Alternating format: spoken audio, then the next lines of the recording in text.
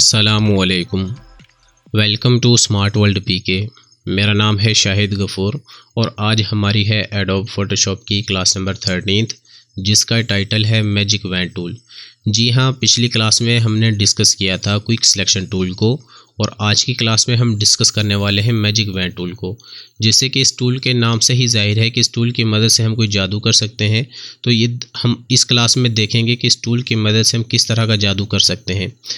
ये जो टूल है आपके पास टूल बार में क्विक सिलेक्शन टूल के साथ मौजूद है और इस टूल का भी जो शॉर्टकट है वो है W। अगर आप अपने कीबोर्ड से W का बटन प्रेस करते हैं तब भी ये जो टूल है आपका ऑन हो जाता है। दूसरे टूल्स की तरह जब आप इस टूल को भी सिलेक्ट करते हैं, यहाँ सब मेन्यू बार में इसकी यहाँ पर कुछ प्रॉपर्टीज़ शो हो जाती हैं। यहाँ इसकी प्रॉपर्टीज़ में यहाँ पर जो पहले 4 बटन हैं ये वही सेम बटन हैं जिनको हमने डिस्कस किया था पिछली क्लासेस में पिछले सिलेक्शंस वाले टूल्स के साथ। यहाँ पर जो पहला बटन है वो न्यू सिलेक्शन का है। इस टूल की मदद से आप जितनी मर्तबा चाहें न्यू सिलेक्शन बना सकते हैं। जो दूसरा यहाँ पर बटन है वो ऐड टू सिलेक्शन का है कि इस टूल की मदद से अगर आपने कोई पहले से सिलेक्शन बनाई हुई हो और उसमें मज़ीद कोई सिलेक्शन आप ऐड करना चाह रहे हो तो आप इस टूल को इस्तेमाल कर सकते हैं। जो यहाँ पर तीसरा बटन है वो सब्ट्रैक्ट फ्रॉम सिलेक्शन। अगर आपने अपनी किसी भी सिलेक्शन में से किसी भी सिलेक्शन को सब्ट्रैक्ट करना हो तो आप इस टूल की मदद से कर सकते हैं। इसके साथ ही जो चौथा बटन है वो इंटरसेक्ट फ्रॉम सिलेक्शन का है कि आप यहाँ पर इंटरसेक्शन की मदद से भी यहाँ पर सिलेक्शन बना सकते हैं। इन सब के अलावा इस टूल में जो सबसे इम्पोर्टेंट है वो है यहाँ पर टॉलरेंस। टॉलरेंस बेसिकली आपकी इमेज आपके डिज़ाइन में 1 पिक्सल का कलर है। अगर यहाँ से टॉलरेंस की वैल्यू को बढ़ा दें तब आपका जो इमेज है उसमें जो कलर मौजूद है उसकी जो रेंज है वो इंक्रीज़ हो जाएगी, मतलब वो बढ़ जाएगी। अगर आप यहाँ से टॉलरेंस की वैल्यू को कम कर दें तब आपका जो इमेज है उसमें मौजूद जो कलर्स हैं उनकी जो रेंज है वो यहाँ पर कम हो जाएगी।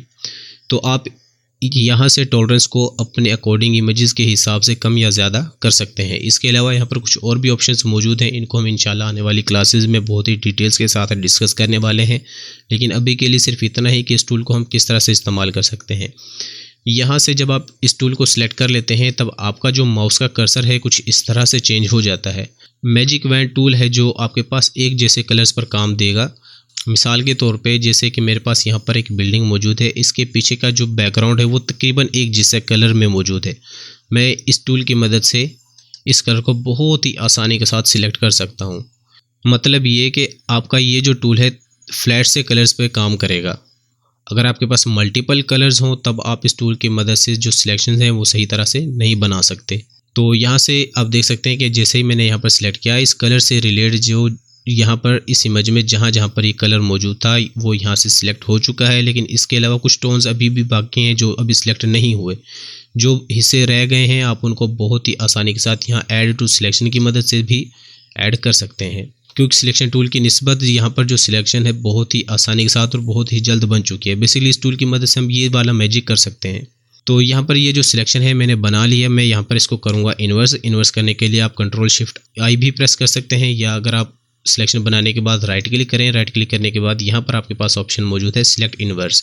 इसके साथ ही ये जो ऑप्शन है आपके पास यहाँ सिलेक्ट के ऑप्शन में भी मौजूद है। अगर आप सिलेक्ट के ऑप्शन में जाएं और यहाँ पर भी आपके पास ऑप्शन मौजूद है इन्वर्स, आप यहाँ से भी अपनी सिलेक्शन को इन्वर्स कर सकते हैं। यहाँ पर से जो मेरी सिलेक्शन है उसको मैंने इन्वर्स कर लिया है। इन्वर्स करने के बाद यहाँ पर आपने प्रेस करना है पहले की तरह Ctrl+J, मतलब आपने अपने क्लियर की कॉपी लेनी है। कॉपी लेने के बाद आप यहाँ पर आप देख सकते हैं जो न्यू लेयर बनी है उसका जो बैकग्राउंड है यहाँ पर ट्रांसपेरेंट है, मतलब ये कि उसका जो बैकग्राउंड है यहाँ पर इरेज हो चुका है। अगर आप यहाँ से ओरिजिनल लेयर को यहाँ से हाइड कर दें तो आप बहुत ही आसानी के साथ यहाँ पर देख सकते हैं कि जो हमारी इमेज थी उसका बैकग्राउंड यहाँ से इरेज हो चुका है। मैं बेसिकली यहाँ पर करना ये चाह रहा था कि जो हमारी बिल्डिंग थी इसके पीछे का जो बैकग्राउंड था वो मुझे पसंद नहीं था, तो इसलिए मैंने उसको सिलेक्ट किया। सिलेक्ट करने के बाद उसको मैंने यहाँ से बहुत ही आसानी के साथ रिमूव कर दिया।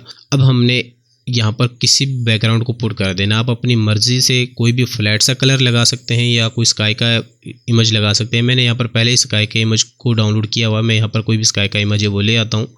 जैसे कि मेरे पास ये स्काई का इमेज मौजूद है, मैं इसको इंपोर्ट कर लेता हूँ फ़ोटोशॉप में।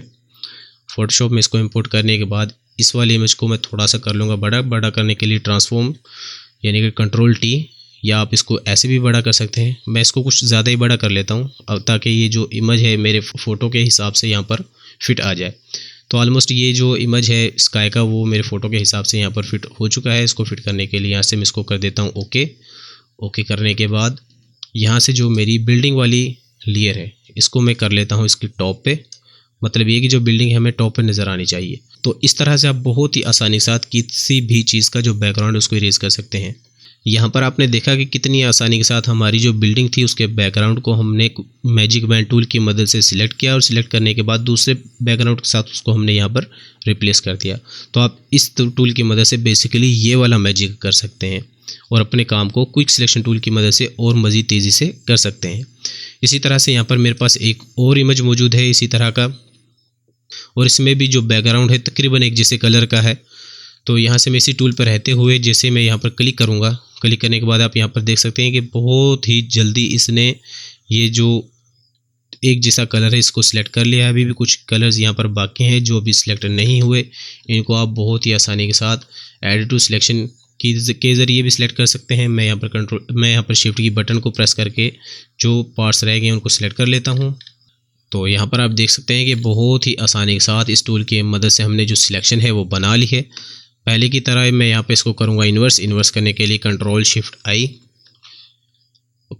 आई प्रेस करने के बाद यहाँ से कंट्रोल जे प्रेस करने के बाद पहले वाली लेयर को हाइड कर दें। हाइड करने के बाद आप यहाँ पर देख सकते हैं कि बहुत ही आसानी के साथ जो हमारा ये वाला इमेज था इसके बैकग्राउंड को हमने सिलेक्ट किया और सिलेक्ट करने के बाद उसको यहाँ से इरेज कर दिया। अब यहाँ पर भी मैं कोई और स्काई का इमेज ले आता हूँ। लेट्स से कि मेरे पास ये वाला इमेज मौजूद है, इसको मैं इंपोर्ट कर लेता हूँ फोटोशॉप में। इसका साइज़ बड़ा कर लेते हैं। यहाँ पर इसको मैं ओके कर देता हूँ। ओके करने के बाद पहले की तरह इस वाले इमेज को आप नीचे ले आएँ या यहाँ से इस बिल्डिंग वाले इमेज को ऊपर ले जाएँ।